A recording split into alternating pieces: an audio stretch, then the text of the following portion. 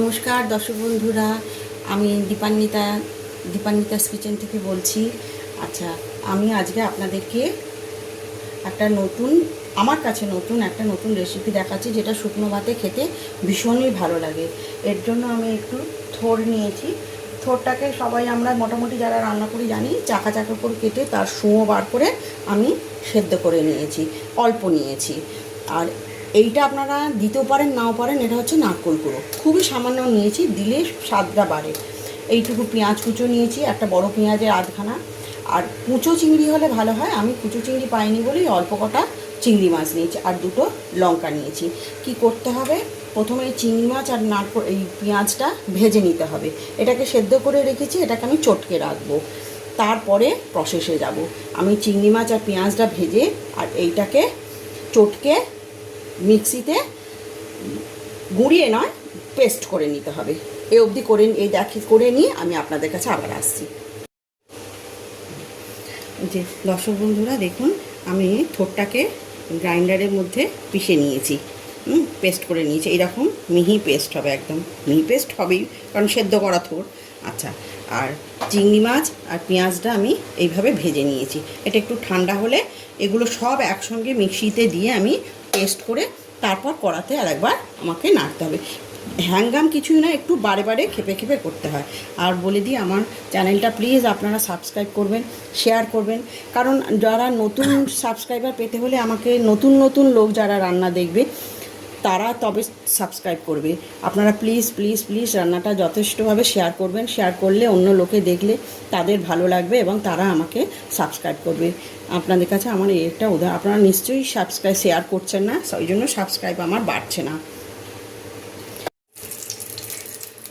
আমি দেখুন বন্ধুরা, এইরকম পরিমাণ তেল দিয়েছি, অর্থাৎ আমার ধারণা 1 কড়া মতো তেল দিয়েছি। হ্যাঁ, 1 কড়া নয়, 2 চামচ তেল দিয়েছি।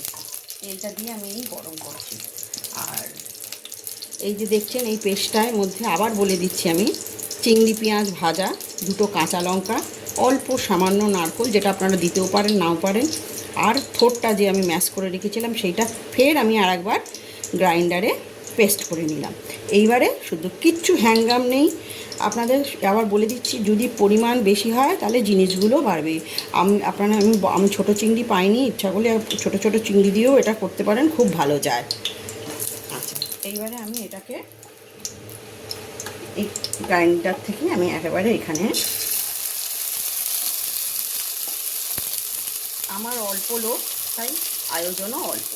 আপনারা যদি বেশি করে করেন তাহলে পেঁয়াজ, চিংড়ি মাছ, যদি নারকোল তার পরিমাণটা একটু বেশি হবে।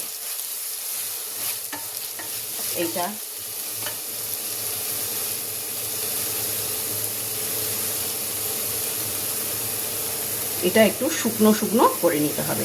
তো ততক্ষণ আমি গ্যাসটা কমিয়ে দিয়ে শুকনো হোক, পুরো হয়ে গেলে আমি আপনাদেরকে আবার দেখাচ্ছি।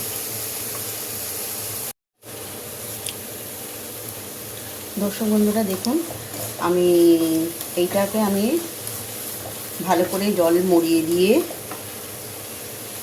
তারপরে আমি আচ্ছা নুন দিয়েছি স্বাদ মতন, আপনারাও দেবেন। আর একটা জিনিস দিতে পারেন, আমি দিয়েছি মানে 1/4 চামচেরও কম চিনি, কেননা এই স্বাদটা ব্যালেন্স হবে বলে। খুব সামান্য একটু চিনি দেবেন অবশ্যই। আর নুন দিয়েছি স্বাদ মতন। এইবার আমি একটু কাঁচা তেল, আগে তেল দিয়েছিলাম, এবার একটু কাঁচা তেল ছড়িয়ে এবার আমি নামিয়ে দেবো। এই আমার হয়ে গেল থোড় ভর্তা।